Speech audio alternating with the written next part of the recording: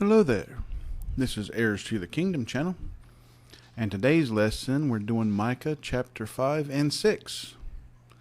Only got one more chapter after tonight, and it is a single chapter. I think there's 20 or 21 verses in it.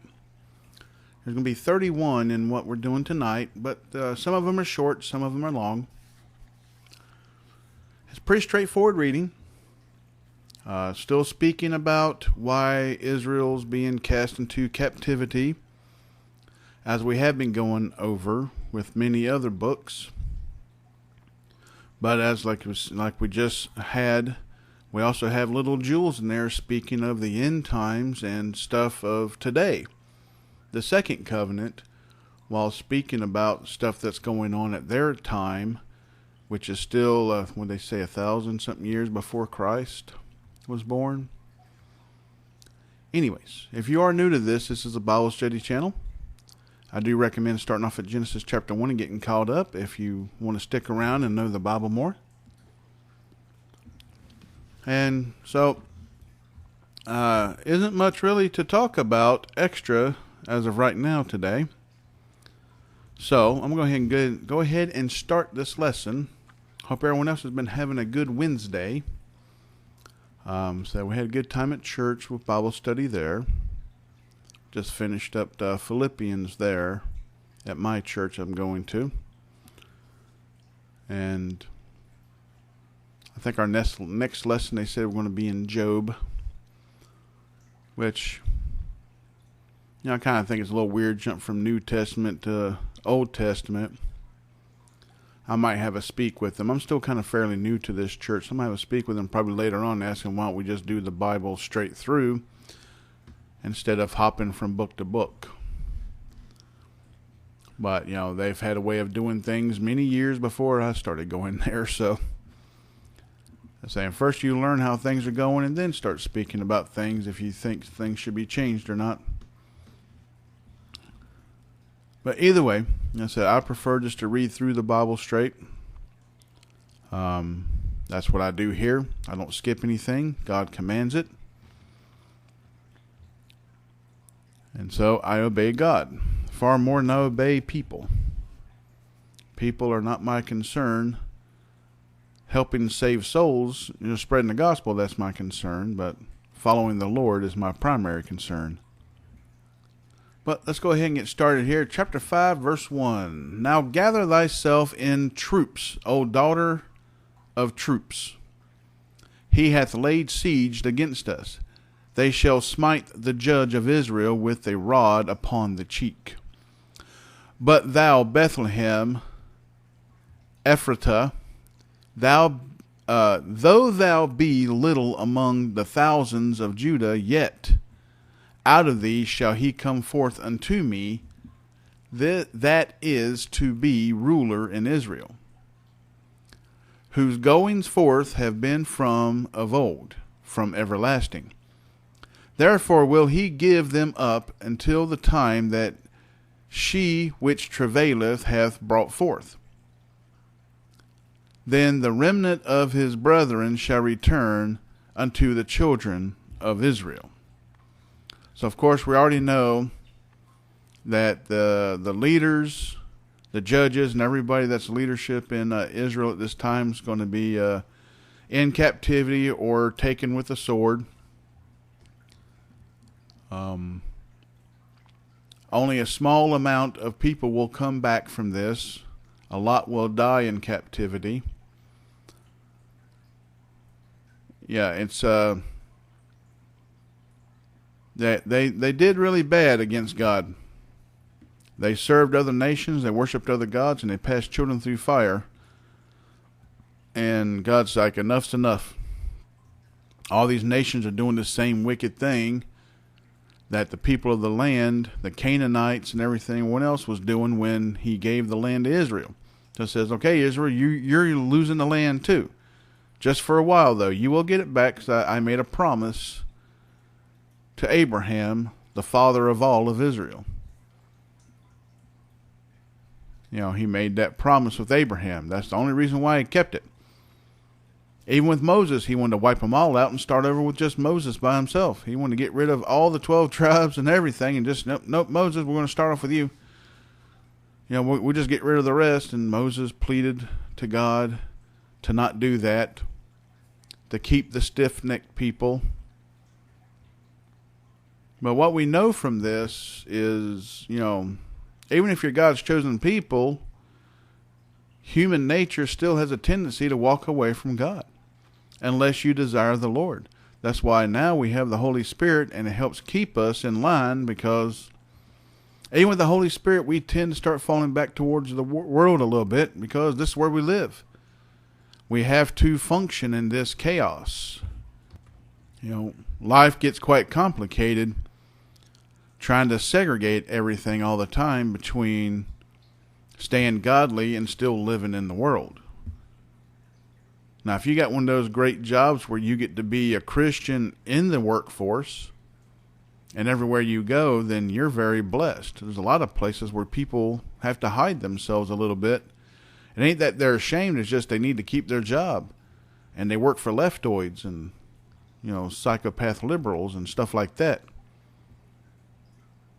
So they have to keep some things on the low key about all of it, because they still got to feed their families. Yeah, some people's had a very blessed life. I'm one of them. In a sense, I have been treated differently because I was called more Christian than them, and I didn't know what that meant.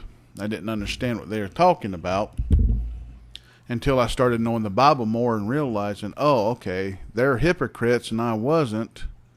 I ain't gonna say we're all kind of hypocrites at times. It says, but I was nowhere near like they were. They intentionally lived as one, and since I didn't, they didn't like me. I've lost jobs that way, even here in the South, even here in Tennessee. Especially all over North Carolina, a lot of hypocrites there. That's where I'm from originally, and it's like, a lot of people like to call themselves Christians, but they don't like to live it. That's most of America today, though. Sad to say. That's why we got to get the people back on course of actually following God and quit following the world. They don't realize they're putting themselves in jeopardy. Anyways, let's continue on here. Verse 4. And he shall stand and feed in the strength of the Lord, in the majesty of the name of the Lord, his God. And they shall abide for now. For now shall he be great unto the ends of the earth. And this man shall be the peace when the Assyrian shall come into our land, and when he shall tread in our palaces. Then shall we rise against him 7 shepherds and 8 principal men, and they shall waste the land of Assyria with the sword, and the land of Nimrod in the entrances thereof. Thus shall he deliver us from the Assyrian, when he cometh into our land, and when he treadeth within our borders. And the remnant of Jacob shall be in the midst of many people, as a dew from the Lord, as the showers upon the grass, that tarrieth not for man, nor waiteth for the sons of men. And the remnant of Jacob shall be among the Gentiles in the midst of many people, as a lion among the beasts of the forest, as a young lion among the flocks of sheep, who, if he go through, both treadeth down and teareth in pieces, and none can deliver. Thine hand shall be lifted up upon thine adversaries, and all thy enemies shall be cut off. And it shall come to pass in that day, saith the Lord, that I will cut off thy horses out of the midst of thee, and I will destroy thy chariots. And I will cut off the cities of thy land, and throw down all thy strongholds. And I will cut off witchcrafts out of thine hand, and thou shalt have no more soothsayers. Thy graven images also will be cut off, and thy standing images out of the midst of thee. And thou shalt no more worship the work of thine hands. And I will pluck up thy groves out of the midst of thee. So will I destroy thy cities, and I will execute vengeance and anger and fury upon the heathen, such as they have not heard. Chapter 6. Hear ye now what the Lord saith. Arise, contend thou before the mountains, and let the hills hear thy voice. Hear ye, O mountains, the Lord's controversy, and ye strong foundations of the earth. For the Lord hath a controversy with his people, and he will plead with Israel. O my people, what have I done unto thee? And wherein have I wearied thee? Testify against me. For I brought thee up out of the land of Egypt, and redeemed thee out of the house of servants, and I sent before thee Moses, Aaron, and Miriam. And I was like, hey, finally, the name of Moses' sister in the Bible again, Miriam, the first priestess. I always have a hard time remembering her name. It's just a little bit of an odd name, Miriam. Anyways, verse 5. O my people, remember now what Balak, king of Moab, consulted, and what Balaam, the son of Beor, answered him from Shittim unto Gilgal, that ye may know the righteousness of the Lord. Wherewith shall I come before the Lord, and bow myself before the high God? Shall I come before him with burnt offerings, with calves of a year old? Will the Lord be pleased with thousands of rams, or with 10,000 of rivers of oil? Shall I give my firstborn for my transgression, the fruit of my body for the sin of my soul? He hath showed thee, O man, what is good, and what doth the Lord require of thee, but to do justly, and to love mercy, and to walk humbly with thy God.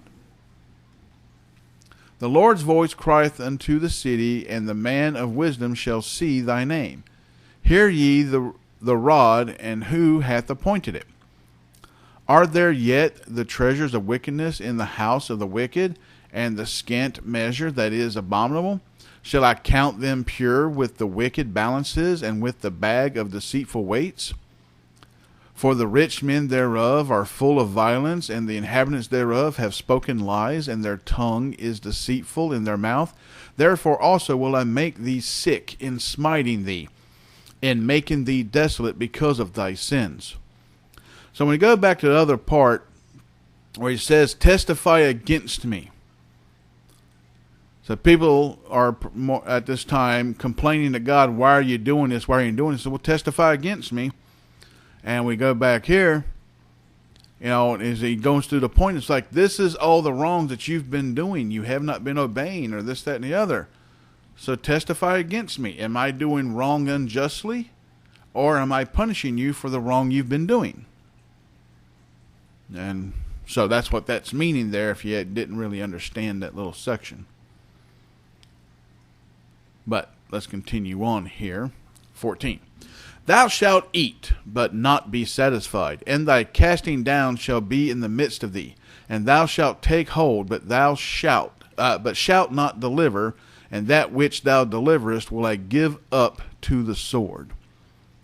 Now I will stop here. So thou shalt eat, but not be satisfied. There's a lot of people today that are so obese because they keep eating, but yet they never feel satisfied. I wonder if there's something there, that they've been doing something wrong, and since they ain't got the Lord in their lives, that they're worshiping food instead.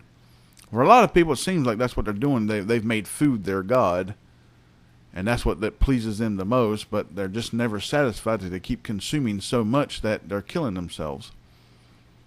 I don't know. But anyways, go ahead and finish this up. The last two verses. 15.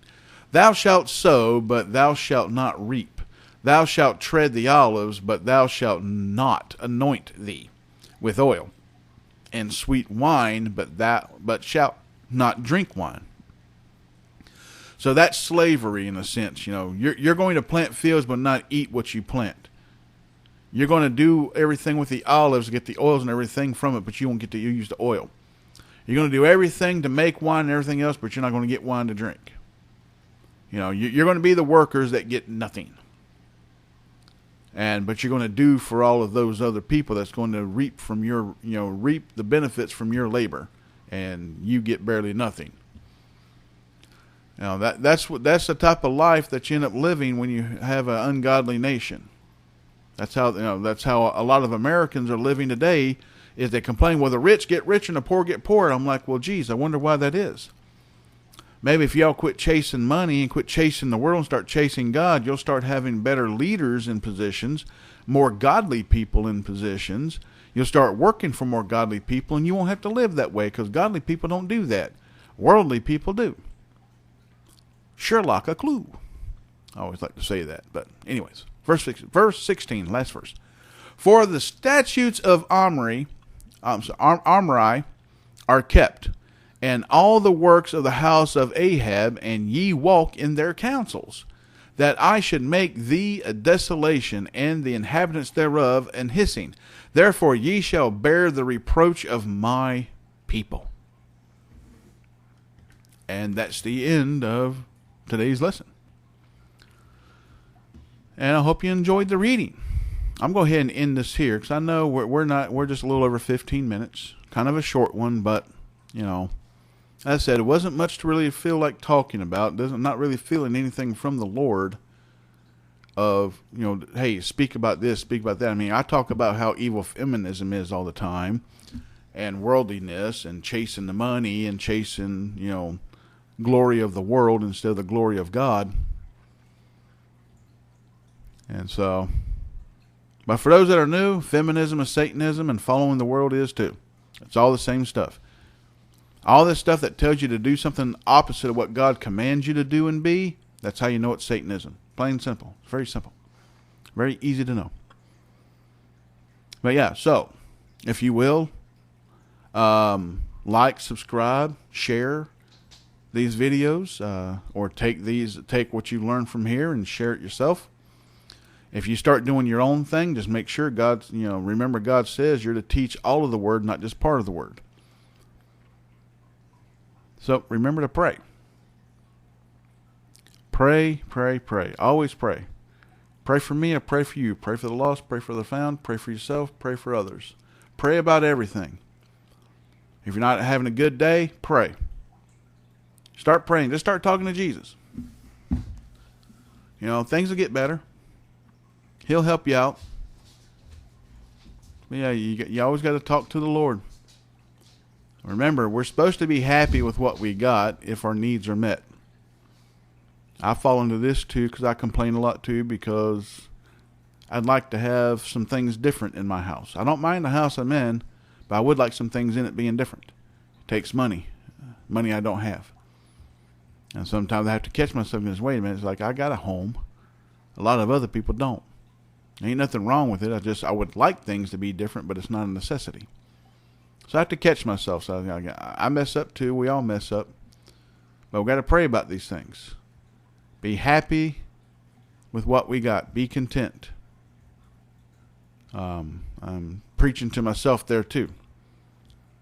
And I'm going to have to go look in the mirror and say that about 400-500 times to myself.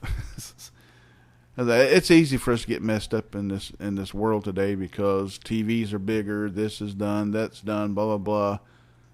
And we kind of get judged on by our neighbors and whatever else in our life, other people, about, things that we have in life, and what are they? Are they close to name brand? Are they this? Are they that? Or is it fancy enough? Or is it, ghetto trash? Or, is it bottom of the barrel type equipment? Blah, blah, blah.